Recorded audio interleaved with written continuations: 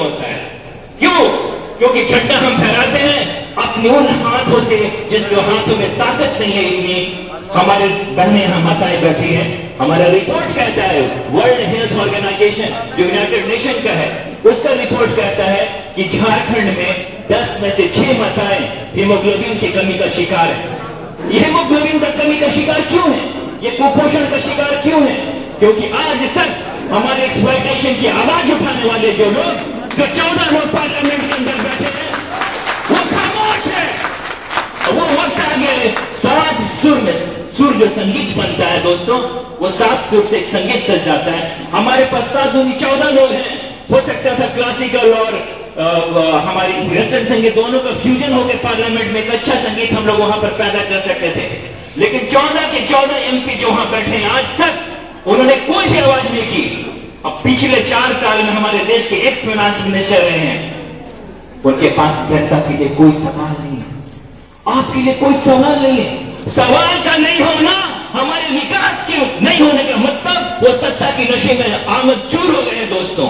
और उनकी ये सत्ता कि नशों को बाहर को तोड़ना, विशेष राज्य का हक हम इसलिए मांग रहे हैं कि हमें चाहिए हमारा हक। हम हैं अभी गाडगिल फार्मूला, मुखर्जी फार्मूला 1969 में बना, और उसमें जो 5 कि हमारा प्रदेश खनिजों से भरा, जंगलों में हो, जंगलों से है। हमारे प्रदेश में आदिवासी बहुल इलाकाएं होनी चाहिए, हमारा है। सारी अहर्ताओं को हम पूरा करते हैं। तब उन्होंने कहा कि ऐसे नहीं चलेगा। फिर उन्होंने एक नई अहर्ता ठोकी पार्लियामेंट में कि हमारे प्रदेश में जो बच्चे हैं उसको स्कूल ड्रॉप आउट रेट बोलते हैं। हमारे नौनिहाल आपके घरों से निकलकर स्कूल तक तो पहुंचते जरूर हैं, खिचड़ी खाते हैं, और छठी के बाद उनको छोड़ दिया जाता है पार्लियामेंट को महाराष्ट्र के, केरला के, गुजरात के कारखानों में। क्यों? गरीबी। ये पूरे भारत में सबसे पिछड़ा अगर ड्रॉप आउट रेट एजुकेशन का देखा जाए तो छठे के बाद हाई स्कूल का, कॉलेजों का मुंह नहीं देख पाते हमारे आदिवासी बच्चे, ग्रामीण बच्चे। इसका जिम्मेदार कौन है? कौन उठाएगा? ये हमारे जो देश में बैठे हुए सांसद लोग जो वहां पर जाते हैं, वो एक वो है जो रोटी बेलता है, एक वो है जो रोटी सेकता है, एक तीसरा भी है जो रोटी बेलता है, न रोटी सेकता है, रोटी से खेलता है। वो तीसरा कौन है? इस प्रश्न के जवाब में मेरे देश की संसद कौन है? हमने अभी इस हक के लिए बहरी से बहरा गोड़ा तक 5,33,000 कार्यकर्ताओं का एक विशाल हुजूम खड़ा किया अपनी आवाज को बुलंद करने के लिए। फिर भी राजा जो केंद्र में बैठा है ऊँघ रहा है। उस ऊँघते हुए राजा को जगाने के लिए कहा कि झारखंड से बात नहीं बन रही। इसी मंच पर बैठे हमारे doctor Mukund Mehta sir, doctor UC Mehta sir, ये अपनी पूरी फौज और लाल लश्कर के साथ बोले कि चलो दिल्ली। दिल्ली के बाहर जंतर मंतर के बाहर बैठ कर इन्होंने धरना दिया, राष्ट्रपति से मिले, और हमने कहा है कि हमारी मांग को अगर आप अभी सुनने के लिए तैयार नहीं है तो इस बार विधानसभा के या लोकसभा आपके पूरे संसद की दीवारों को तोड़ने के लिए हमारे झारखंडी आप कब तक लेंगे? कब तक हमें गोला समझते रहेंगे? हमारे एक मामले में पिछड़े हैं। हमें आप पूछते हैं, अरे भाई झारखंड विशेष राज्य के लोग ही करोगे क्या? तुम्हारे पास इतना पैसा रहता है, खाली चला जाता है, उसको तो यूज नहीं करने पाते हो, उसको तो यूटिलाइज नहीं करने पाते हो, इतना पैसा तो करोगे क्या? ऐसे इल्जाम लगाए जाते हैं। यह हमारी साजिश है, यह हमें डिमोरलाइज करने के लिए जाते हैं। दोस्तों आपको सच बताऊं कि जब भी केंद्र से विकास का पैसा मार्च में मिलना चाहिए, वो पैसा झारखंड को सबसे बाद में अक्टूबर के महीने में मिलता है, और 3-4 महीनों में कहा जाता है कि इस पैसे को खर्च करो।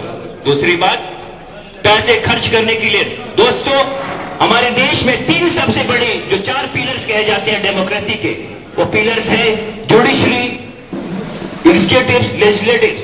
एग्जीक्यूटिव्स मतलब आईएएस के द्वारा योजना मत का पैसा खर्च किया जाता है। हमारे इस प्रदेश में उन आईएएस की भारी कमी है। छत्तीसगढ़ में 151 आईएएस अधिकारी काम कर रहे हैं, हमारे यहाँ सिर्फ 51।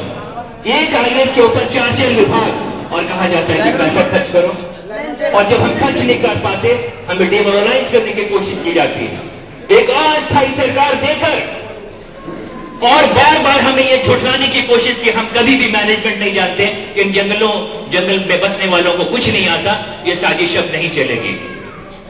उनको बदलने के लिए हमको बदलना ही पड़ा, चांद बनने के लिए सूरज को ढलना ही पड़ा, और नभ के सितारे को जलना ही पड़ा दोस्तों।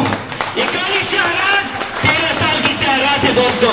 आपके कोयले से बिजली रोशन होता है गुजरात, आपकी खनिज से रोशन होता है महाराष्ट्र, आपकी खनिज से गुलजार होती है दिल्ली की सरकार, और हम उसी के नीचे अंधेरों के साये में पलते हैं हमारे बच्चे। इसलिए हमने कहा कि न जात, न मजहब, न पात, अब सिर्फ एक ही बात होगी, वो होगा विकास। जो विकास के रास्ते के रोड़ा बनेगा उसको आसो पार्टी उसकी ईंट से ईंट बजा देगी, उसको रास्ते से हटा देगी। विकास के मामले में अब कोई कसर हम छोड़ने वाले नहीं है। इसी वचन के साथ आप सब एक बार हमारे साथ बोले, खनीज हमारा, खजाना तुम्हारा, नहीं चलेगा, नहीं चलेगा दोस्तों। एक बार बोलेंगे, नहीं चलेगा। खनीज हमारा, खजाना तुम्हारा, नहीं चलेगा, नहीं चलेगा, नहीं चलेगा। और इसी वास्ते के साथ आपके पास, हमारे पास बहुत सारी चीजें ऐसी हैं जो हम बताना चाहते हैं। बिजनेस करना चाहते हैं हमारे व्यापारी, उनके लिए नीतियां स्पष्ट नहीं है। वैट के लिए, वैल्यू एडेड टैक्स, छत्तीसगढ़ के लिए दूसरा 4.5% वैट, हमारे यहाँ 10 से 14% वैट। कहां से लगाएंगे हम सारी चीजें? हर मामले में दोहरी नीति। इन नीतियों को तार तार जार जार कर देंगे, जैसे कि तुमने 50 साल का शोषण करके हमारे गाल को, जिस्मों को तार तार कर दिया। वो निशान संसद में बैठने वालों के चेहरों पर लगेगा।